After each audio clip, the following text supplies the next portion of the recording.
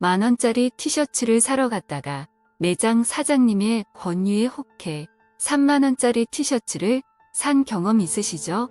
100만원짜리 TV를 사러 갔다가 매장 직원의 권유에 혹해 200만원이 넘는 TV를 산 경험도 있으실 겁니다.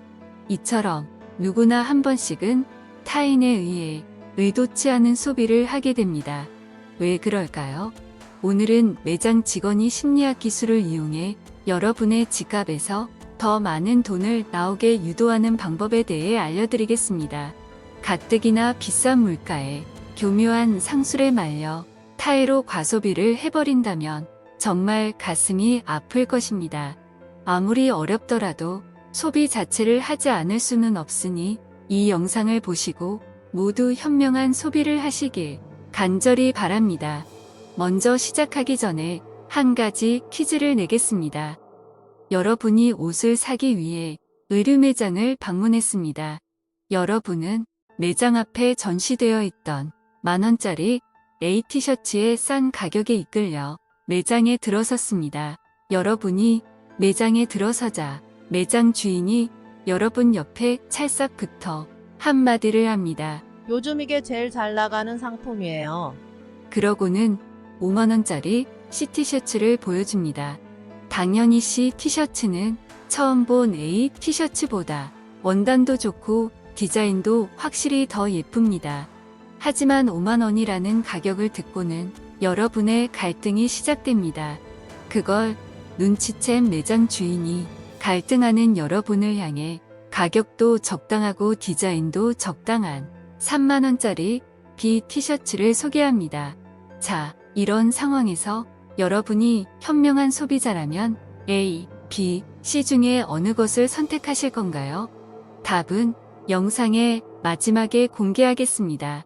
그리고 소름 돋는 반전이 기다리고 있으니 영상을 끝까지 확인해 주세요.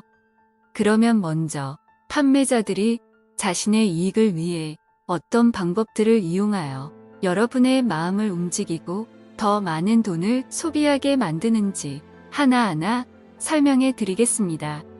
자신의 이익을 위해 판매자가 고객을 이용하는 방법. 우리는 어떤 인물이나 물건, 상품 또는 아이디어의 가치를 평가할 때 항상 그것을 다른 비교 대상과 비교를 하여 판단하게 됩니다. 비교 대상이 있어야만 더 쉽게 그 가치를 판단할 수 있기 때문입니다. 하지만 어떤 대상과 비교를 하느냐, 어느 것을 먼저 보여주느냐에 따라 처음의 판단이 크게 달라질 수 있습니다. 판매자들은 이러한 사람들의 심리를 이용하여 교묘하게 여러분의 인식체계에 혼란을 일으켜 더 많은 소비를 유도합니다. 인간의 인식 과정을 설명하는 이론 중에 대조 효과라는 것이 있습니다. 쉽게 설명을 하면 나중에 제시된 사물이 처음에 제시된 사물과 커다란 차이를 보인다면 우리는 나중에 제시된 사물과 처음에 제시된 사물과의 차이를 원래의 실제 차이보다 훨씬 더 크게 인식하게 되는 것입니다. 예를 들어 처음에 가벼운 물체를 들어보고 난 후에 무거운 물체를 들어보면 그냥 처음부터 무거운 물체를 들어본 경우보다 그것이 더 무겁게 느껴집니다. 또 다른 예로는 TV 속에 김태희를 보다가 옆에 있는 여자친구를 보면 갑자기 한숨이 나온다거나 송중기를 본 다음 다른 남자들은 다 오징어로 보이는 현상. 이것이 바로 대조 효과입니다. 이제 확실하게 이해가 되시죠? 그러면 이제 이 대조 효과를 판매자들이 어떻게 교묘하게 이용하는지 알려드리겠습니다. 자신의 이익을 위해 판매자가 고객을 이용하는 방법. 첫째, 가격 제시. 매장의 직원들은 판매 교육을 받을 때 항상 비싼 제품을 먼저 소개하라고 교육받습니다. 예를 들어 고객이 TV를 구매하려고 매장에 온 경우 매장 직원은 가장 크고 가장 비싼 TV를 먼저 보여줍니다. 그리고 그것의 가격은 이야기하지 않고 뛰어난 기능과 고급 스펙만을 열심히 설명합니다. 그러고는 설명의 마지막에 가격을 알려줍니다. 이것으로 인해 판매자는 두 가지 효과를 노릴 수 있습니다. 첫 번째 효과는 고객의 가격 민감도를 완화하는 것입니다.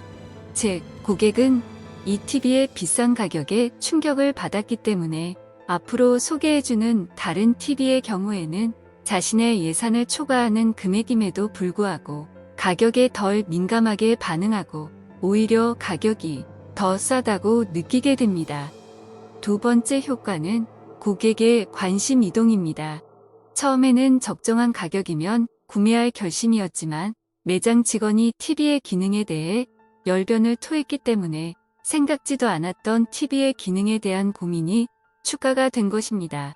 그래서 고객은 앞으로 설명해주는 TV는 가격뿐만 아니라 기능도 고려하기 시작합니다. 두 가지를 동시에 고려하기 때문에 실제로 예상보다 더 비싼 상품을 구매하게 되는 것입니다. 자신의 이익을 위해 판매자가 고객을 이용하는 방법. 둘째, 업셀링. 업셀링은 쉽게 말해 키워 팔기라고 생각하시면 됩니다. 예를 들어 여러분이 예쁜 블라우스를 구매했다면 틀림없이 매장 직원은 그에 어울리는 치마나 바지를 추천할 것입니다. 이미 블라우스를 구매한 상태이기 때문에 여러분의 관심은 이제 돈에 대한 고민보다는 구매한 옷에 더 잘 어울리는 스타일에 대한 고민에 중심이 더 기울어져 있기 쉽습니다. 즉, 판매자의 말 한마디에 여러분 가치 판단의 기준축이 변화된 것입니다. 그래서 원래는 살 생각도 없었던 다른 상품까지 추가로 구매하게 됩니다. 여러분은 집에 돌아오는 길에 또 지름신이 강림했다며 자신을 탓하겠지만 사실은 노련한 판매원의 교묘한 노림수에 홀라당 넘어간 것입니다. 자신의 이익을 위해 판매자가 고객을 이용하는 방법. 셋째, 옵션 구성하기. 옵션 구성은 자동차를 구매해 보신 분이라면 절실히 느낄 수 있으실 것입니다. 기본 모델의 가격은 저렴하지만 인기 있고 꼭 필요한 기능은 반드시 옵션으로만 선택하도록 하는 것입니다. 그리고 그 옵션에는 항상 불필요한 기능이 같이 포함되어 있고 그 불필요한 기능들로 인해 가격 또한 비쌉니다. 꼭 필요한 기능 때문에 옵션을 하나둘씩 추가하다 보면 어느새 차량 가격은 가장 상위 등급을 선택한 것과 별 차이가 없어집니다. 그래서 돈을 조금 더 보태어 가장 상위 등급을 선택하면 또 다른 고민이 시작됩니다. 이 가격이면 차라리 한 단계 높은 차종을 선택하겠다 하는 고민 말입니다. 그래서 항상 그랜저 풀옵션 대 G80 깡통 이런 논쟁이 발생하고 아반떼 사려다가 소나타를 사고 소나타 사려다가 그랜저를 사는 소비 행태가 나타나게 됩니다. 이렇듯 인간의 심리를 이용하는 방법은 강압적으로 상대를 제압하여 환복시키는 것이 아니라 매우 정교하면서도 잘 드러나지 않는 방식으로 사람들을 움직이게 합니다. 그러면 이제 영상 처음에 내어드렸던 퀴즈의 정답을 알려드리도록 하겠습니다. 기억하시죠? 저렴한 가격 때문에 처음 선택했던 A. 비싸지만 원단도 좋고 디자인 예쁜 C. 고민하는 여러분에게 매장의 주인이 직접 추천한 적당한 품질과 적당한 가격의 B. 여러분은 어느 것을 선택하실 건가요? 아마도 대부분은 B를 선택하실 것입니다. C는 너무 비싸고 더 좋은 것을 봤기 때문에 A는 이제 마음에 들지 않기 때문입니다. 그리고 사람 대부분은 중간을 선호합니다. 그래서 B를 선택합니다. 하지만 제가 놀라운 반전이 있다고 말씀드렸죠? 여러분이 놓치고 있던 사실이 하나 있습니다. 바로 매장의 주인이 직접 B를 추천했다는 사실입니다. 그 매장의 주인은 왜 B를 추천했을까요? 매장의 주인은 오랜 경험으로 얻은 지혜 덕분에 여러분이 B를 선택할 것을 이미 알고 있었습니다. 그래서 일부러 B를 소개한 것입니다. 왜일까요? 바로 B를 팔았을 때 자신에게 남는 순이익이 셋 중에서 제일 크기 때문입니다. 그래서 처음부터 계획적으로 B를 추천한 것입니다. 여러분은 또다시 판매자의 교묘한 상술에 보기 좋게 이용당한 것입니다. 앞으로도 더 좋은 영상을 전해드릴 테니 유익하셨다면 구독과 좋아요 꾹 눌러주세요. 더 맛있는 지혜를 한 스푼 떠먹여 드리겠습니다.